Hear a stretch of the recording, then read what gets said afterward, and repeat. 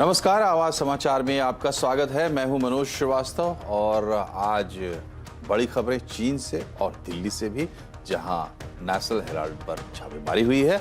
शुरुआत करते हैं हेडलाइंस से। नेशनल हेराल्ड मामले में ईडी का बड़ा एक्शन, सोनिया और राहुल की मुश्किलें बढ़ी। अखबार का दिल्ली दफ्तर सील, कांग्रेस ऑफिस और सोनिया के घर के बाहर फोर्स तैनात। नैन्सी पेलोसी के ताइपे दौरे पर चीन ने अमेरिकी राजदूत को फटकारा। अमेरिका डैमेज कंट्रोल करे या नतीजे भुगतने को रहे तैयार। कल से ताइवान की सीमाओं पर मिलिट्री एक्सरसाइज। पेलोसी ने कहा, अमेरिका हर हाल में ताइवान के साथ।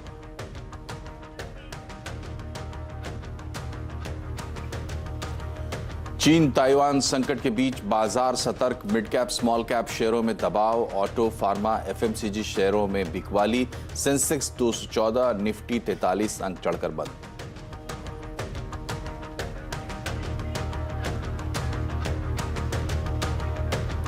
अगले शुगर सीजन में गन्ना किसानों को मिलेगा ज्यादा पैसा। कैबिनेट ने गन्ने की एफआरपी बढ़ाने का लिया फैसला। सीएनबीसी आवाज की खबर पर मुहर।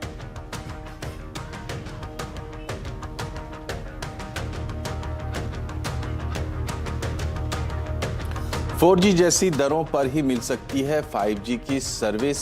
प्रीमियम ग्राहकों को अपनी ओर खींचने के लिए कंपनियां रख सकती है दरें कम।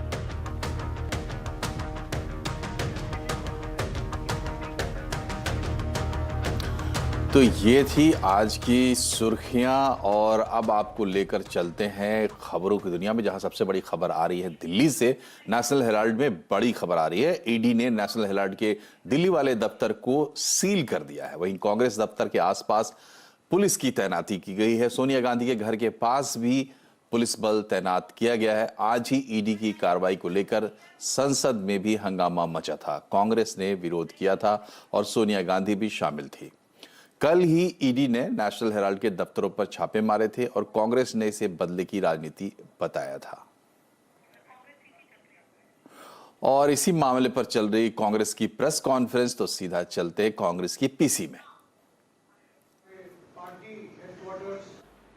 सोनिया गांधी जी की रेजिडेंस और राहुल गांधी जी के मकान को भी घेर लिया है। आज शाम को अजय माकन जी हमारे साथ हैं और जाने माने वकील और सांसद अभिषेक मनु सिंघवी भी हमारे साथ हैं। पहले आपको अजय माकन जी संबोधित करेंगे, उसके बाद में अभिषेक सिंघवी कुछ आपको जानकारी देंगे, लीगल जानकारी भी देंगे और उसके बाद हम आपके सवाल लेंगे। अजय माकन जी।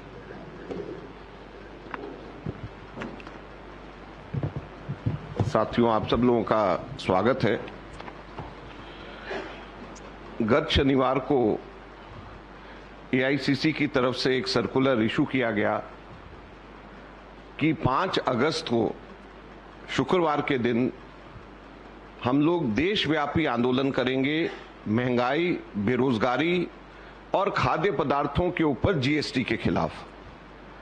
और उसके अलग अलग तरीके से करने के लिए जो सर्कुलर में आदेश एआईसीसी की तरफ से दिए गए, प्रदेश स्तर के ऊपर राज्य भवनों के ऊपर प्रदर्शन, राष्ट्रीय स्तर के ऊपर मेंबर्स ऑफ पार्लियामेंट राष्ट्रपति जी के राष्ट्रपति भवन जाएंगे और एआईसीसी की तरफ से कांग्रेस कार्यकर्ता प्रधानमंत्री निवास पर प्रदर्शन करेंगे। ये गत शनिवार को एआईसीसी की तरफ से सर्कुलर जारी किया गया, अनाउंसमेंट हुई। उसके बाद सभी प्रदेश अध्यक्षों और एआईसीसी जनरल सेक्रेटरीज के साथ में मीटिंग हुई। आज हम लोगों के पास में डीसीपी की तरफ से एक लेटर आता है कि आप लोग 5 तारीख को कोई प्रदर्शन नहीं कर सकते हैं। महंगाई, बेरोजगारी और खाद्य पदार्थ के ऊपर लगे जीएसटी के खिलाफ। केवल ये 3 मुद्दे हम लोगों के थे। केवल ये 3 मुद्दे मैं फिर से कहना चाहता हूं, महंगाई, बेरोजगारी और खाद्य पदार्थ के ऊपर जीएसटी। इन 3 मुद्दों के ऊपर कांग्रेस पार्टी प्रदर्शन करना चाहती है। प्रधानमंत्री निवास के ऊपर हमारे सांसद प्रदर्शन और साथ में चलना चाहते हैं राष्ट्रपति भवन की तरफ। अभी एकदम से दिन के अंदर ये रिजेक्शन का लेटर आता है और शाम को पुलिस छावनी के रूप में पूरी एआईसीसी को तब्दील किया जाता है। आज कांग्रेस पार्टी की तरफ से हम इस सरकार को कहना चाहते हैं कि आप जितना मर्जी दबाव की नीति अपना लें, महंगाई, बेरोजगारी और खाद्य पदार्थ के ऊपर लगे जीएसटी, इनके ऊपर कांग्रेस पार्टी आंदोलन करती रहेगी। हम पीछे हटने वाले नहीं हैं, चाहे जितना मर्जी दबाव डाल लें। आज एकदम से पुलिस, एकदम से अफरा तफरी का माहौल, 10 जनपद, 12 तुगलक लेन, किस लिए?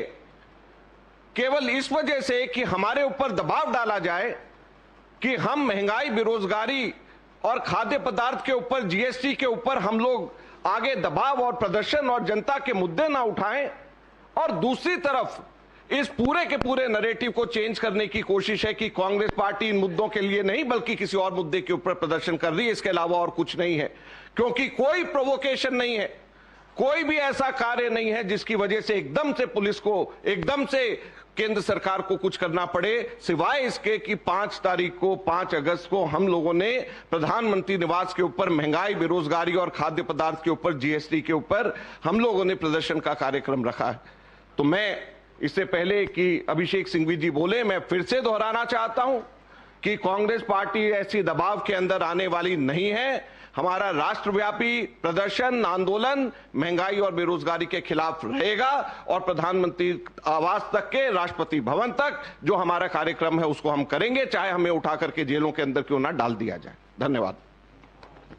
शुक्रिया अजय माकन जी। अभिषेक सिंघवी जी।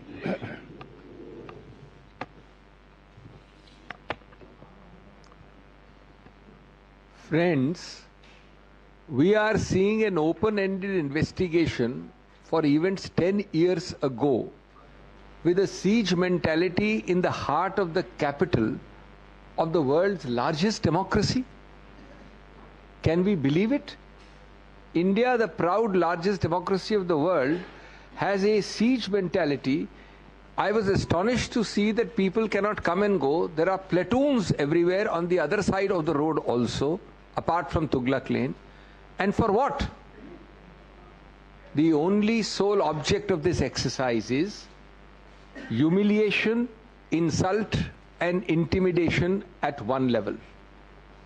And as Ajay ji said, diversion, digression and sensationalism at the other. बहकाना चाहते हैं आपको, बरगलाना चाहते हैं कि आपकी अखबारों की और चैनल्स की सुर्खियों में बेरोजगारी की बात ना हो, महंगाई की बात ना हो, बात हो इस प्रकार से पुलिस आ गई, इस प्रकार से घेराबंदी हो गई, इस प्रकार से हमने डेमोन्स्ट्रेशन नहीं होने दिया, इत्यादि इत्यादि.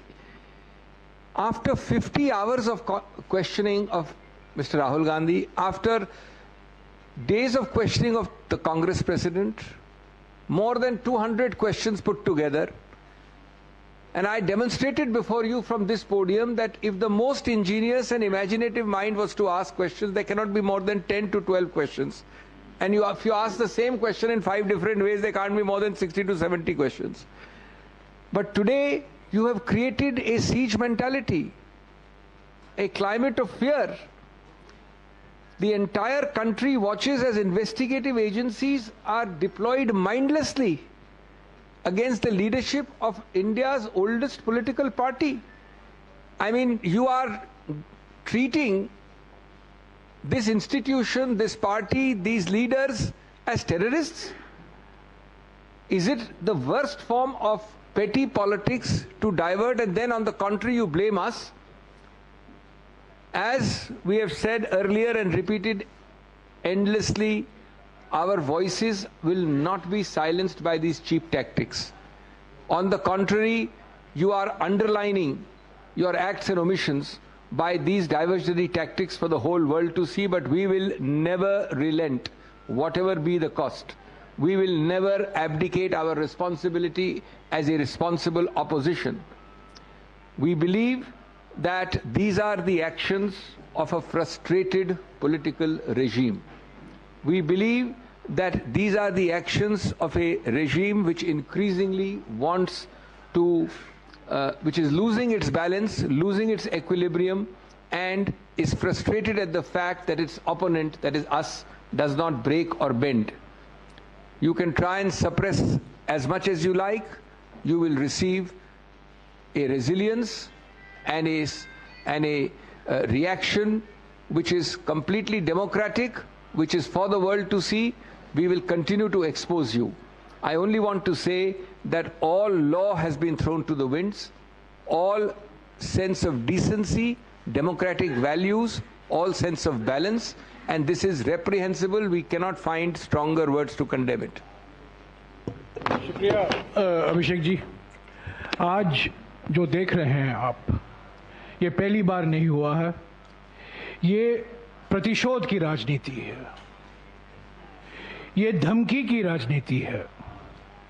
और कहा गया है, एक प्राचीन कहावत है, विनाशकाले विपरीत बुद्धि।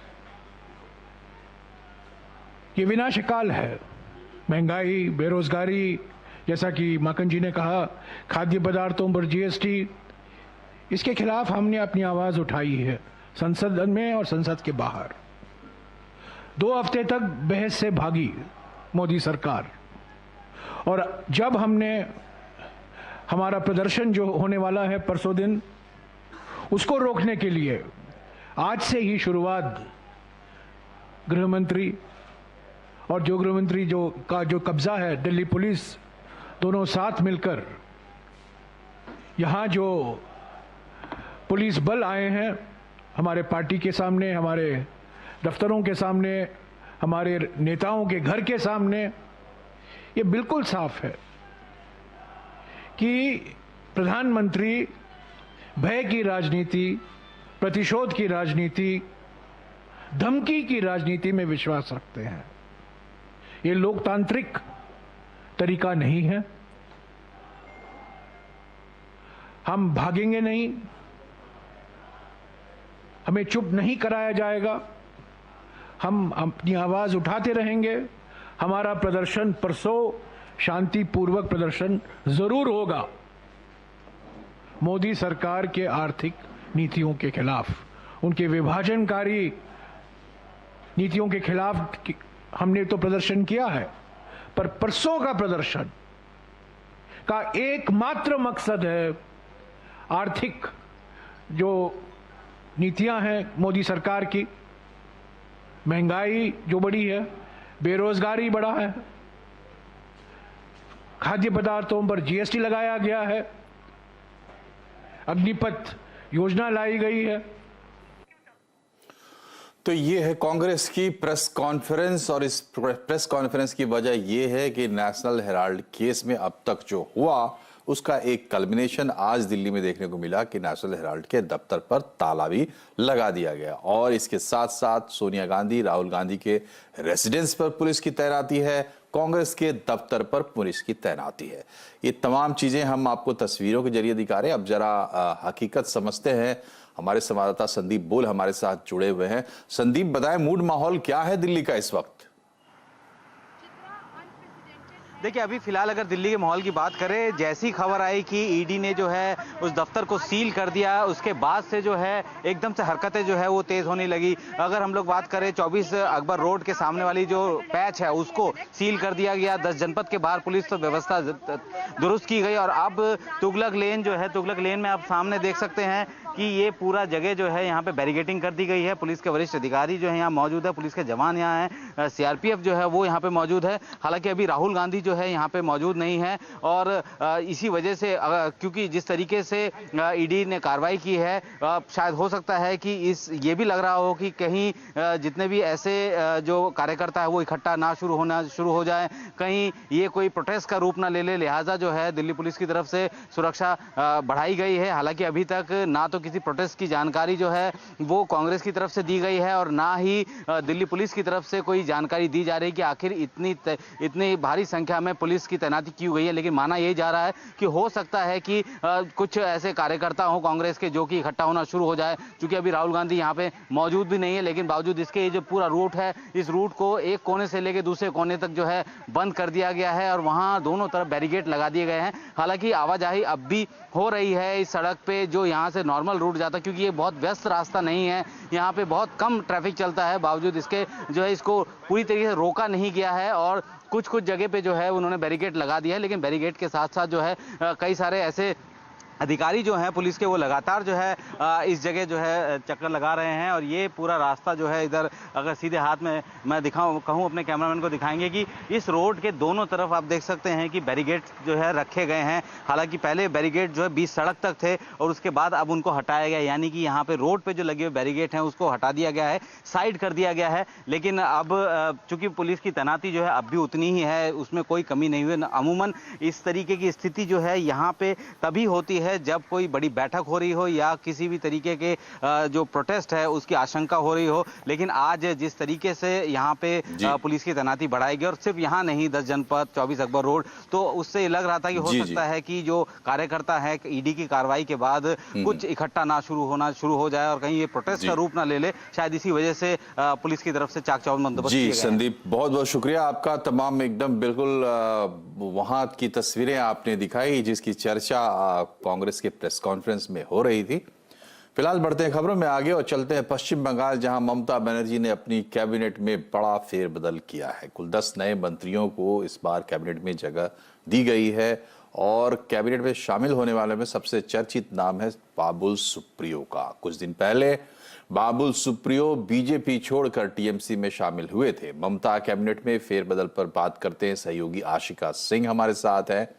आशिका, बताएं इस कैबिनेट के रीसफल का बैकग्राउंड क्या है और प्लान क्या हो सकता है दीदी का इसके पीछे?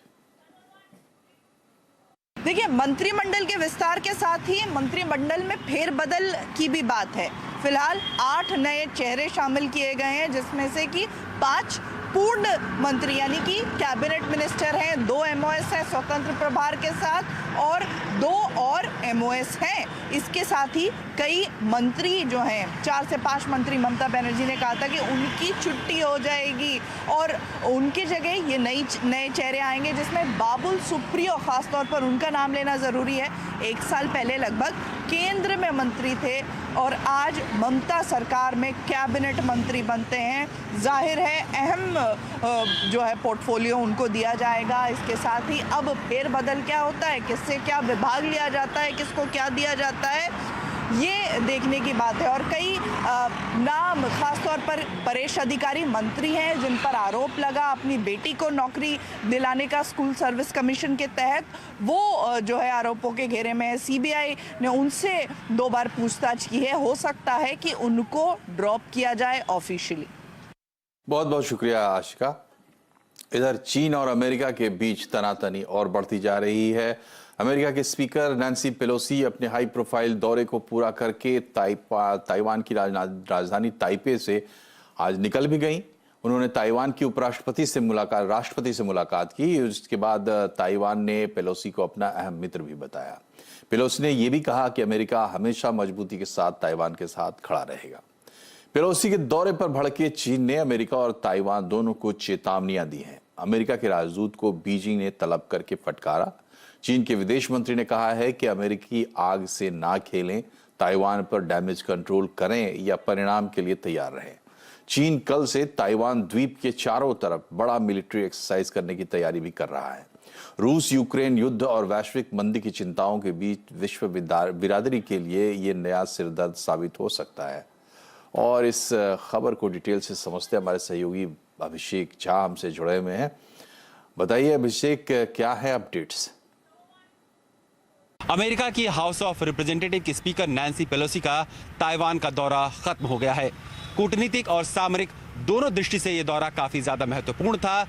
शुरुआत में जब नैन्सी पेलोसी ने अपने इंडो पैसिफिक देशों की यात्रा की घोषणा की थी तो उनके ऑफिस ने ताइवान को अपनी संभावित विजिट के सूची से अलग रखा था। हालांकि बाद में ये खबर आई कि नैन्सी पेलोसी ताइवान का दौरा भी कर सकती हैं, जिसके बाद चीन की तरफ से लगातार धमकियां मिली कि इस तरीके के किसी भी दौरे के बड़े बुरे परिणाम हो सकते हैं।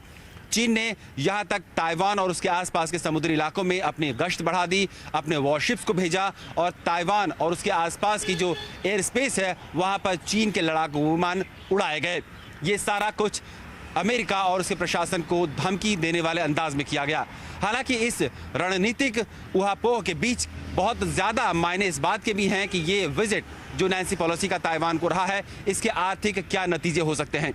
दुनिया भर के निवेशकों की निगाहें भी इस ओर ज़रूर लगी हुई थी कि अगर ये तनाव बढ़ता है तो इससे दुनिया के बाज़ारों पर क्या फ़र्क पड़ सकता है। हमने देखा है कि रिसेंटली जब रशिया और यूक्रेन के बीच तनाव बढ़ा तो कितना ज़्यादा फ़र्क पड़ा ग्लोबल क्रूड ऑयल पर। इसके अलावा भी बहुत सारी जो कमोडिटीज़ हैं, फूड प्राइसेस हैं, फूड ग्रेन के जो अलग अलग कमोडिटीज़ हैं, उन पर भी बहुत ज़्यादा फ़र्क पड़ा है। तो किसी भी वैश्विक तनाव की स्थिति में जो बाज़ार है, निवेशक है, उनमें ज़रूर एक अनिश्चितता की स्थिति बनी रहती है। वो इस दफ़ा भी थी। हालांकि अभी ऐसा लग रहा है कि तनाव बहुत ज़्यादा नहीं बढ़ा है और दोनों पक्ष ताइवान और चीन अपनी अपनी जगह पर डटे हुए हैं। चीन ने हालांकि कुछ एक सैंक्शंस जरूर लगाए हैं, आर्थिक प्रतिबंध ताइवान पर, जिसके तहत ताइवान से आयात किया जाने वाला फल और मछलियों की तादाद को चीन कम करेगा और उन पर टैक्सेशन बढ़ाने की बात हुई है। हालांकि इसका बहुत ज़्यादा फर्क ताइवान पर कितना पड़ेगा ये देखना होगा, क्योंकि ताइवान की करीब 40% जो निर्यात होने वाली सामग्री है वो चीन को जाती है।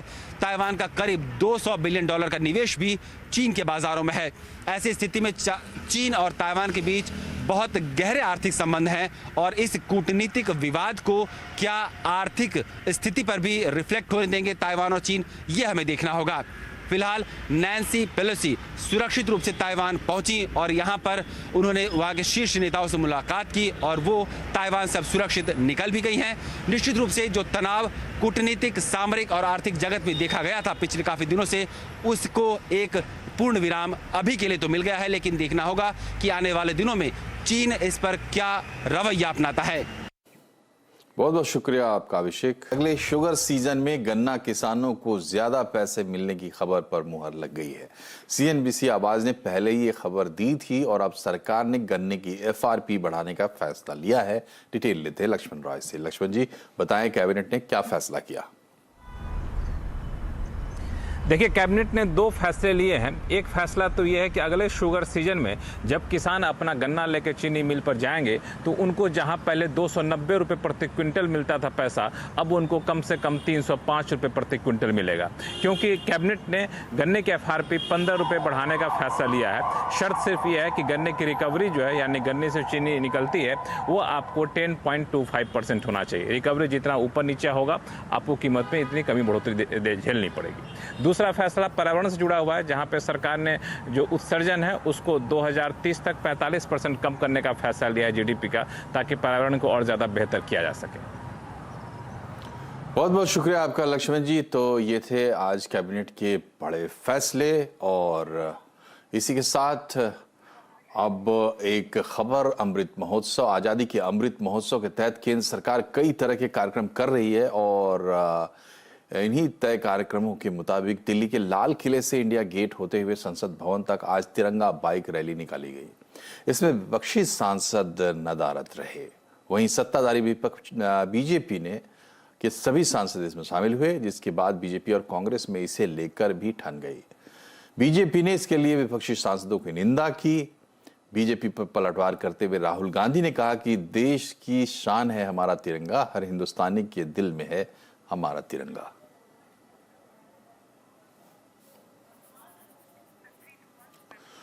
और इसी के साथ बुलेटिन में फिलहाल इतना ही, लेकिन खबरों पर लगातार अपडेट रहिए। CNBC आवाज से जुड़े रहिए। ट्विटर, फेसबुक और YouTube के जरिए अपना ख्याल रखिए। नमस्कार।